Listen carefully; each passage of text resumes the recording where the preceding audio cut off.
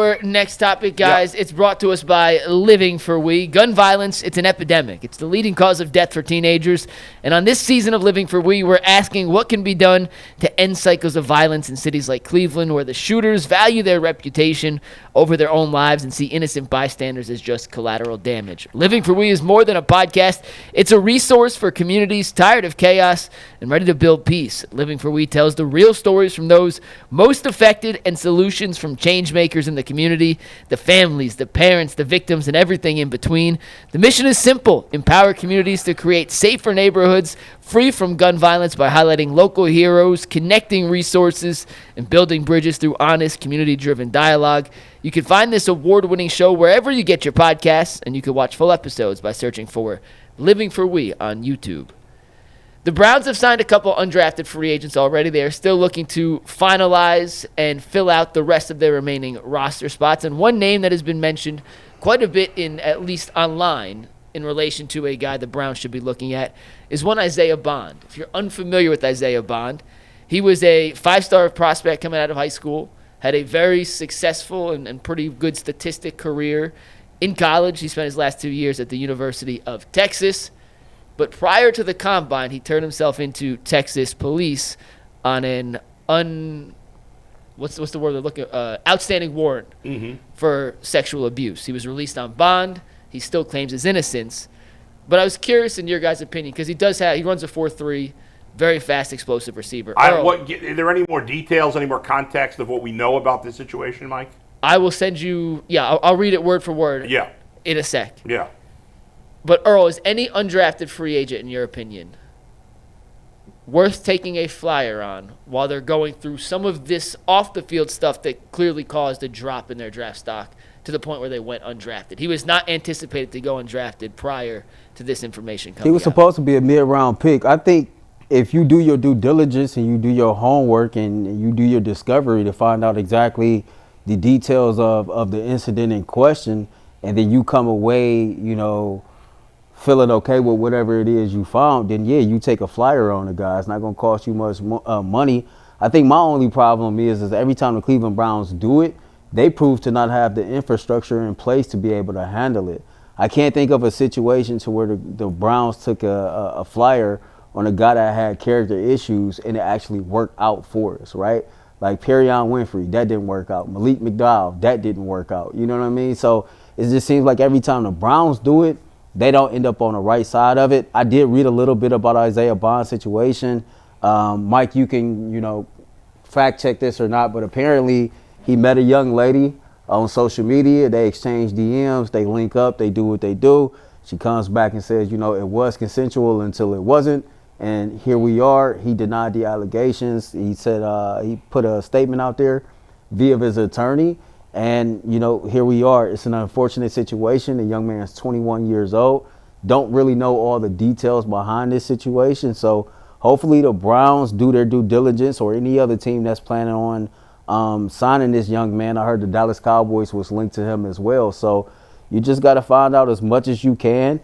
Discovery, all that stuff is public information. So, and I'm pretty sure the NFL got private investigators. They can find out what they want to find out to make a choice. But to answer you, Mike, yeah, I think a lot of these cats that's undrafted free agents, if they have a skill set or talent that can help your football team, as long as you do your proper due diligence, then it's worth it. I mean, this is a guy that was going to be a first or second round pick, most likely. I mean, he's the guy, by the way, that caught the 4th and 31 again in the Iron Bowl for a touchdown. I mean, he probably shouldn't have left Alabama, but I get it. I mean, Coach Saban leaves and he left too, and all that stuff. But I don't know. I'd be a little hesitant to have interest in a player who's going through a criminal investigation like this. Is it criminal or civil? Do we know the difference? Either way, I think it's criminal. So there's something going on. I'd be a little hesitant just because of what we've already the Browns have had to go through with Deshaun and other players throughout the history of the Browns with Jimmy Haslam.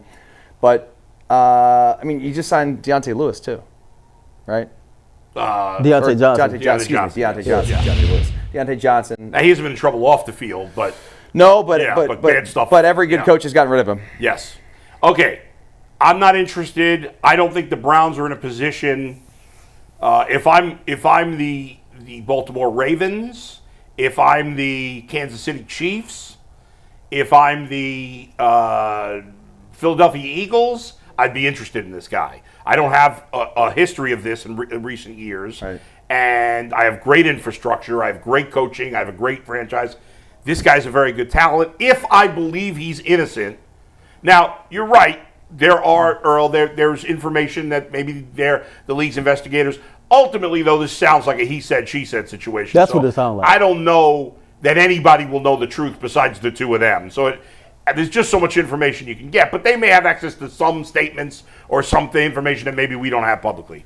But the Browns have just taken too many questionable character guys on a team that's in a bad spot at the moment. They're losing. The culture's not been great. As Dustin said, and I brought this up yesterday, like Deontay Johnson's a talented player. Based on paper, he's clearly the second best receiver on the Browns. He might even be the best. I mean, obviously Jerry Jeudy had a much better year last year, but Deontay Johnson's had some pretty good years in the NFL. But he got released by the Ravens and the Texans. And by the Texans, too. Yeah. I mean, I don't know if he got released by the Steelers. Was it a trade or whatever? Either way, they got rid of him. They got rid of him. Harbaugh trades for him, then suspends him, then cuts him. The Texans cut him after a playoff game because he was being a pain in the ass on the sideline. He quit on the team. Now, he's not been in trouble off the field, so I'm like, all right, they're probably paying him nothing. If he's a pain in the ass, you get rid of him. I just think the Browns eventually need to say, all right, enough. We can't. And maybe Isaiah Bond turns out to be innocent and the Browns missed an opportunity, and that would be unfortunate. I just think the Browns right now can't take that chance. Let another team do it for a guy who's, again, I feel bad for him if he is innocent. I mean, if you have Patrick Mahomes, you can take a guy like that into your locker room. You know what I mean? You've got an established veteran group. You've got a coach, like I'm talking about, like the Chiefs. Yeah. That makes some sense. Yeah. If I'm the Eagles, if I'm the Ravens, like I wouldn't even want him on the Bengals because the Bengals have drafted some guys like this. They drafted a wide receiver last year. They drafted him high. His name's escaping me right now. Jermaine Burton, who's very talented, but he dropped in the draft because he was, I don't know if he got in trouble with the law, but he had a bad reputation not working. And he was a pain in the ass last year. I wish the Bengals would just cut him already. He missed a team flight. He did. Some teams can't afford to take on guys like this. And again, if he's innocent, it's unfair, but we don't know now. I mean, at 21 with this situation, right? So I thought about this a lot. Like, has this young man ever found himself or had his name in the news for anything bad prior to this situation? Not that I know. Was there ever any situations to where he had, run-ins with the law throughout his collegiate career? This might, correct me if I'm wrong, this information came out or this incident or all of this happened like 3 or 4 weeks after the season ended as the draft process, started up. Mm-hmm. And so to me, he turned himself in on April 10th. He turned himself in on April 10th? Correct. Okay, so like to me, I'm pretty sure execs and people that's in charge are weighing all these different things as they make these decisions, because the sad truth is Isaiah Bond won't be the first or the last guy that got, some sketchy off the field stuff that's going to be considered to be hired by the NFL. So, but if he were that good, somebody would have drafted him, I think. Like, I don't know what the projection was. I know you said maybe he would have been a first-round pick. I got to think if he were first-round pick caliber, somebody would have drafted him. I saw a day 2 pick, like rounds 2, whatever. 3, but I'm sure somebody will pick him up as an undrafted free agent, and then certainly if he gets cleared, which could happen anytime. Who knows? Then it's a different story. But I don't think the Browns can take that chance right now. Any final thoughts on Isaiah Bond before I got a surprise for you guys? Oh boy.